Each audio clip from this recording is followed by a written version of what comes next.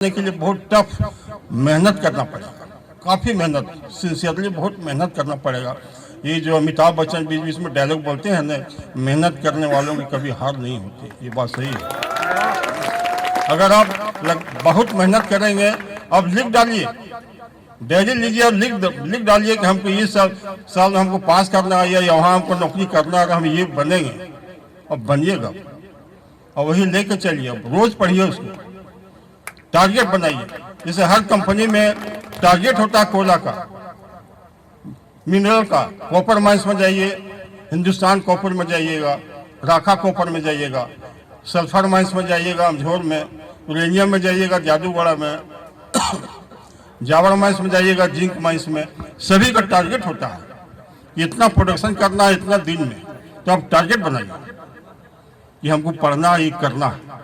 हो सकता है थोड़ा मोड़ा स्लिप कीजिएगा, लेकिन आपको अचीवमेंट होना ही निश्चित है। आप फुटबॉल के भी मैदान में देखिएगा, क्रिकेट के मैदान में देखिएगा, सचिन तेंदुलकर क्या था, वो भी से खेलता गेंद खेल रहा। एक बार उसके साथ में ऑस्ट्रेलिया का खिलाड़ी था, उसका बॉल कैच कर लिया, बहुत खुश हुआ, वाह सचिन तेंदुलकर को हम आउट कर दिया। सचिन तेंदुलकर बोला, अरे एक ही गेंद में हम आउट हो गए, तो बॉल में लिख दिया, अब से ऐसा दिन कभी नहीं होगा। और उसको बोल दिया कि अब से हमको कभी आउट आप नहीं कर पाएंगे। तो वो उसके साथ में लगातार 5 साल तक खेला, कभी आउट नहीं कर पाया, क्योंकि सचिन तेंदुलकर दिमाग में बैठा लिया, ये आदमी जब खेलेगा मेरे साथ तो उसी हिसाब से हमको खेलना है। मेरे साथियों, मेरे छोटे भाइयों बहनों, मेरे बड़े भाई, ये मेरा खुशी की बात है, गर्व की बात है कि आज आप लोगों के बीच में आता हूँ। और इस घड़ी में सरस्वती माँ के पूजा की घड़ी में भेंट होता है, बहुत खुशी की बात है। इस वर्ष से मनाता हूँ, ये हम लोगों का जो रिश्ता बरकरार रहे, मिलते रहें। और रिक्वेस्ट में रही रहेगा कि मेरा बगल में घर है, बहुत छोटे भाई लोग देखे हैं, आप लोग आइए, बैठिए, सुख दुख किसी भी थोड़ा हो जाए, चाय पानी भी हो जाएगा और प्रेम बढ़ता रहेगा। बस यही सब भावनाओं के साथ माँ सरस्वती के चरणों में कोटि कोटि प्रणाम। Thank you very much. आपके अनुभव के जो अमूल्य मोती हैं उनको हमारे बीच बांटने के लिए दोस्तों, आज हम सब जहां खड़े हैं वहां पर ऐसा नहीं है कि हमें कुछ दिखलाई नहीं देता। जब आप आगे बढ़ते हो ना, तो पीछे का चीज आपको बहुत जोर से याद आता है। एक नौकरी करना, अपनी जिम्मेवारियों में बंद हो जाना बहुत मुश्किल हो जाता है, फिर समय निकाल के यहां तक आना। और उससे भी टफ होता है कि आप सेवानिवृत्ति के बाद भी अपना अमूल्य वक्त जो आपको अपने परिवार के साथ आराम करके बिताना चाहिए था, वो एक दिन का वक्त आप देने यहां आ जाते हैं। इसलिए एक बार मेरे बड़े भाइयों के लिए जोरदार ताली बजाइए। ये हमारे ट्रू गुरु हैं, इनसे अच्छा गुरु हमारा कोई नहीं हो सकता, मैं नहीं मानता हूं। आज तो आपके पास संसाधनों की कमी नहीं है।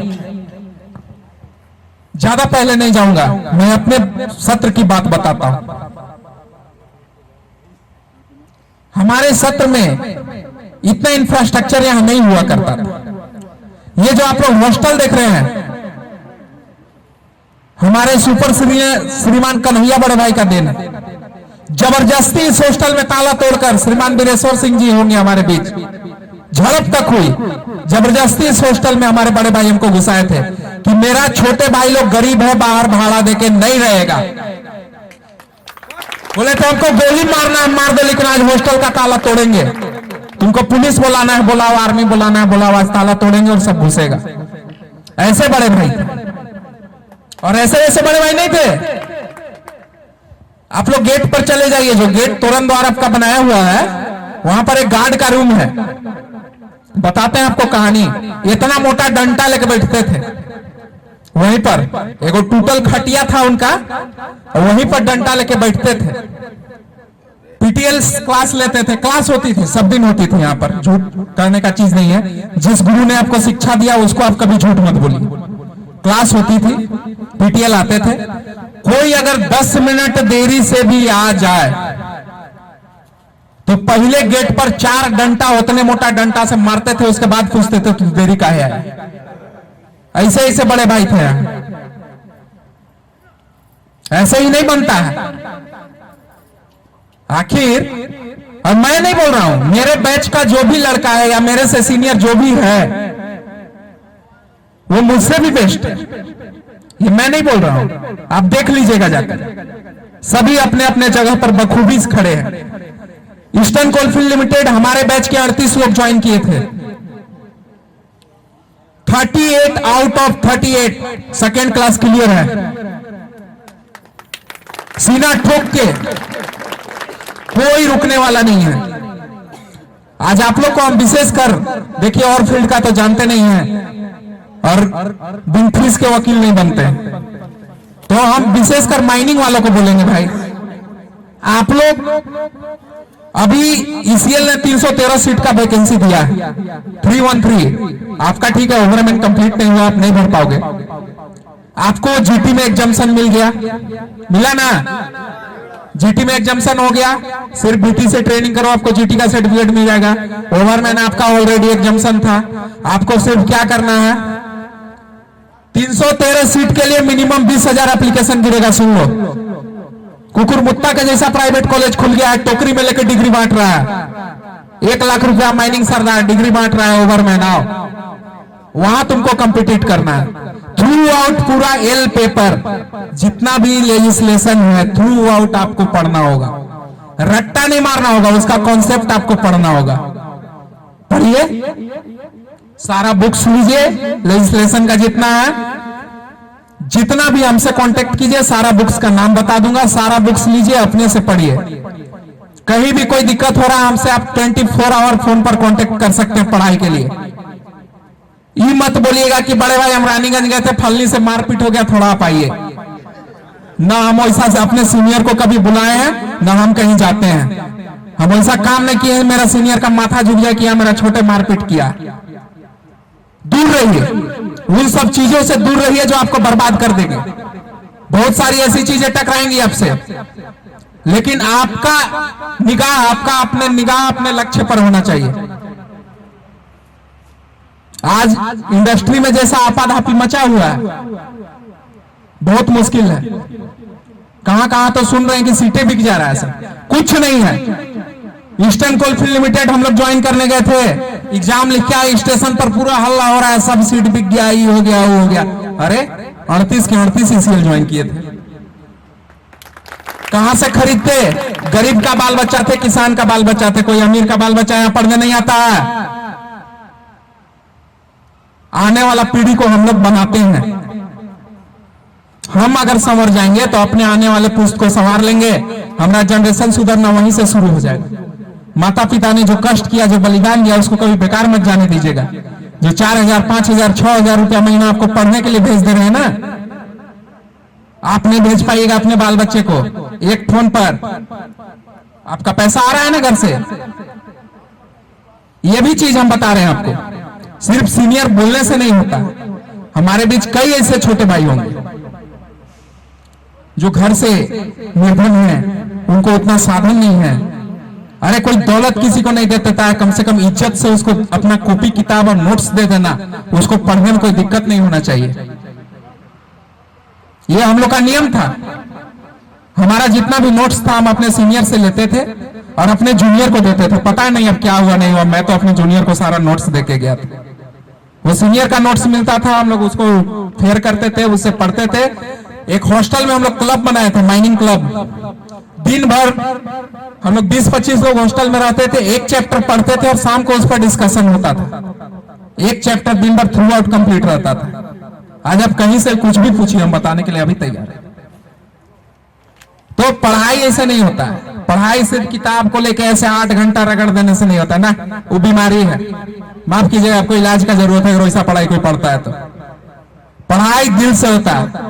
हमको 1 घंटा पढ़ना, हम बढ़िया से पढ़ेंगे, रगड़ के पढ़ेंगे 1 घंटा, और उसके बाद उस पर डिस्कस करेंगे 4 आदमी से। हम पढ़ लिए थे, हम बहुत तेज बन गए, हम हैं? कर्म से ज्यादा तेज था कोई? नीति उसके साथ नहीं थी, धर्म उसके साथ नहीं था। अपना ईमान कभी गंदा मत कीजिएगा। कर्ण से बड़ा महारथी महाभारत में कोई नहीं था, लेकिन उसके साथ अधर्म था, उसके साथ अनीति थी। अंततः श्री कृष्ण ने उसको हथियार डलवा दिया, उसके कवच कुंडल ले लिए उससे। आप अपना धर्म मत खराब कीजिएगा। हम एक चैप्टर पढ़ लिए, एक पैरा पढ़ लिया, अरे ये तो बहुत यूनिक चीज है, सिर्फ हमको पता है, हम किसी बैचमेट को नहीं बताए। माफ कीजिएगा, आप अपने आप को धोखा दे रहे हैं। वो कहीं आपसे अलग पढ़ के बैठ गया तो आप चले जाएगा हवा में। ये हुआ हर बैच में होता है। हम बता देना चाहते हैं सबको, कोई भी ऐसा तेज न बने, आपस में ग्रुप डिस्कशन करके पढ़िए। एक सरकारी शिक्षण संस्थान है, इसकी हकीकत से हम सभी रूबरू हैं। इसीलिए अपने आप को स्ट्रांग अगर बनाना है तो भाई बगल वाले को स्ट्रांग करो। कॉलेज के बाद तो कंपटीशन लगेगी सब में, यहां क्यों कंपटीशन करना है? इसीलिए आप सभी से मैं यही आग्रह करता हूं कि अपने अपने साथियों को, जूनियर को, विशेषकर जूनियर्स को अपना बहुत ख्याल रखिएगा, तब जाके आपको वो रिस्पेक्ट मिलेगा। बहुत इसके लिए मेहनत करना पड़ता है, इतना पीढ़ी दर पीढ़ी आपको ख्याल रखना पड़ेगा। कोई भी जूनियर आपके पास गया उसको सम्मान दीजिएगा। कभी भी ये मत सोचिएगा कि अरे आ गया, देखो ना हर साल इन लोग पहुंच जाता है इसी टाइम पर, अरे पहुंच जाता है, भिखारी हो क्या? मैं बहुत सारे लोगों को देखता हूं, इसी संस्थान ने जो दिया है सो दिया है। हम हमारे पास जो भी होगा हम इज्जत भाव से देंगे। किसी को अपने ये मत कीजिएगा कॉलेज के नाम पर, सबको ही आगे बढ़ेगा, यहाँ का कोई पीछे नहीं रहा है। हम बता रहे हैं ना, यहाँ का आदमी का ऐसा ऐसा कहानी है, ऐसा ऐसा कहानी है कि आप लोग सोच नहीं पाइएगा। बड़े भाई बता रहे हैं, बिहार सरकार में मंत्री हमारे बड़े भाई रहते, कहां कहां कीजिएगा। झारखंड के सबसे युवा नगर पंचायत अध्यक्ष हमारे बड़े भाई हैं, हुसैनाबाद में शशिकांत बड़े भाई, शशि कुमार बड़े भाई, सॉरी फेसबुक पर। झारखंड के सबसे युवा नगर पंचायत अध्यक्ष। हर संस्थान में इतना क्वालिटी है क्या? 4 वर्ड बोलने के लिए दे दो, माइक दे दो, तेल निकल जाएगा, कांपने लगता है हाथ। लेकिन हमारे किसी बैचमेट, किसी सीनियर को देकर दिखाओ, हाथ कांप जाएगा क्या? इसका बैटरी डाउन हो जाएगा लेकिन हाथ नहीं कांपेगा। तो चलिए आगे बढ़ते हैं, और अब मैं अपने बड़े भाई श्रीमान वीरेंद्र मंडल बड़े भाई को आमंत्रित करूंगा कि स्टेज पर आए और अपने अनुभव को साझा करें। और जोरदार तालियां, बड़े भाई अभी अभी सेवानिवृत्त हुए हैं, इसके लिए हम लोग बड़े भाई को सुखद सेवानिवृत्ति, स्वस्थ जीवन की कामना करते हैं। भाभी जी भी मौजूद हैं, एक बार भाभी जी के लिए जोरदार तालियां। भाई भाभी मुझे बहुत मानती हैं, लेकिन मेरा ही दुर्भाग्य है जो हम उनसे बहुत कम मिल पाते हैं।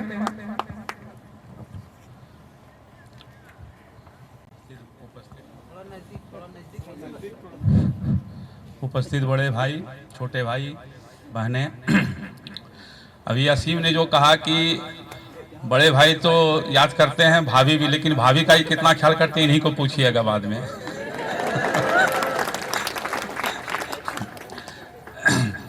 अब इस संस्थान से हम निकले 1985 में, और इस बीच में आने का मौका बहुत कम लगा। 2016 में एक बार आए थे, फिर इस बार आए हैं। क्योंकि सर्विस में रहते हुए थोड़ा समय कम मिल पाता है, कभी मौका मिलता है, कभी नहीं मिलता है। लेकिन ज्यों-ज्यों नौकरी किए तो यहाँ की याद हमें और ज़्यादा आने लगी।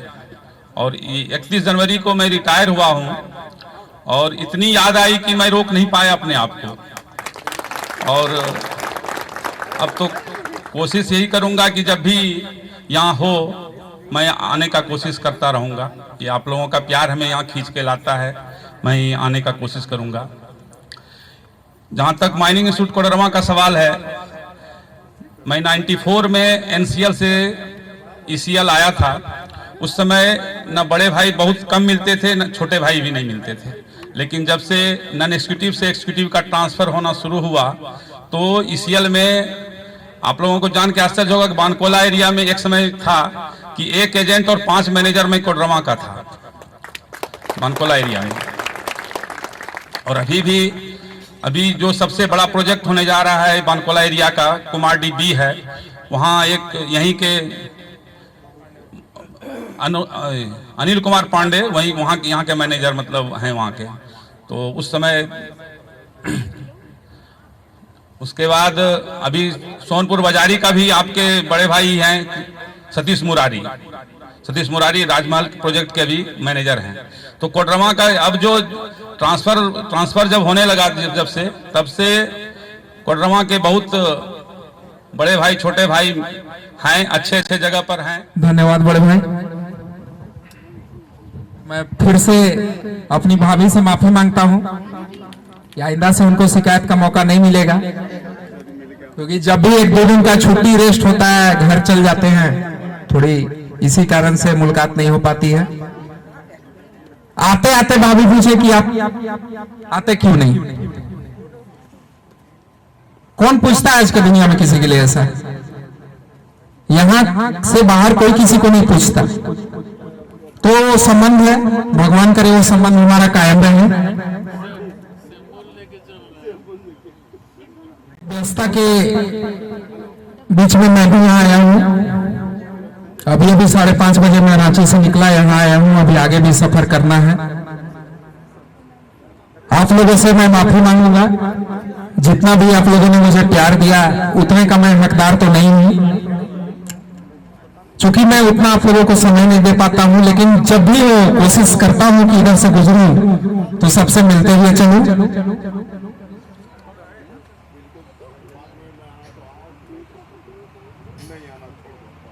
सिंह बड़े भाई, प्रेम प्रकाश सिंह बड़े भाई का जोरदार तालियों से स्वागत करें।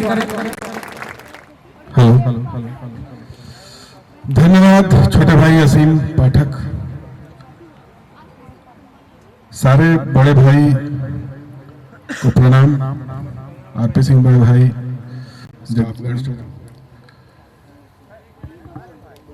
एक हमारे बहुत ही एक खुशी की बात है कि मेरे जस्ट सीनियर रुपेश बड़े भाई भी हैं यहाँ उपस्थित, जो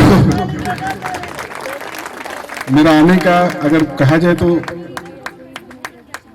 आना सफल हुआ, इनसे मुलाकात हो गई। एक्चुअली हम लोग का जो परंपरा, जो ट्रेडिशन है, सीनियर जस्ट जूनियर, जो 3 साल होता है ना, वो 3 साल का अलग बॉन्डिंग है, अलग महत्व है जीवन में। और जो ताउम्र जिसको बोलते हैं ना, जिंदगी भर जस्ट सीनियर और जस्ट जूनियर को कम से कम वो जो रिश्ता है ना, वो अलग रिश्ता है। इस चीज को मानते हैं? कितने लोग मानते हैं बताइए? छोटी बहन है ना, जस्ट सीनियर जस्ट जूनियर।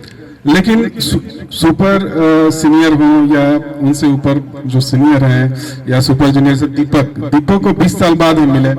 दीपक मेरा सुपर जूनियर, यहाँ ना मेरा सफल हो गया। लेकिन जो एक हम लोग बोलते हैं ना डीएनए, जो बड़े भाई भी बताए, राजपीर सिंह बड़े भाई बताए, मिस्टर जगदीश बड़े भाई बताए, जो डीएनए है ना, डीएनए बोलते हैं ना, डीएनए हम लोग का डीएनए, जो बड़े भाई और छोटे भाई का, जो असीम पाठक भी बोल रहे थे कि जो बड़े भाई सोचो कि 1958 में पहला बैच आया होगा। आप कल्पना कीजिए, बड़े भाई लोग कुछ ज्यादा जानते होंगे। 1958 में फर्स्ट बैच खनन का, माइनिंग का पहला बैच आया। उसके बाद 1959 में दूसरा बैच आया होगा। और उनको, जो भी उनके जूनियर होंगे, उनको बोला गया होगा कि आप हम लोगों को सर भैया नहीं बोलिए, हमको क्या बोलिए? बड़े भाई।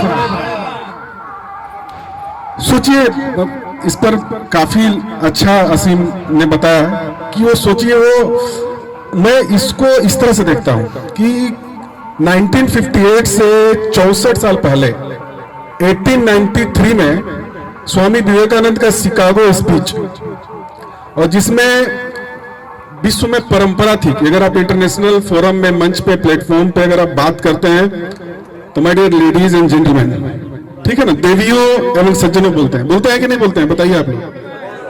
लेकिन स्वामी विवेकानंद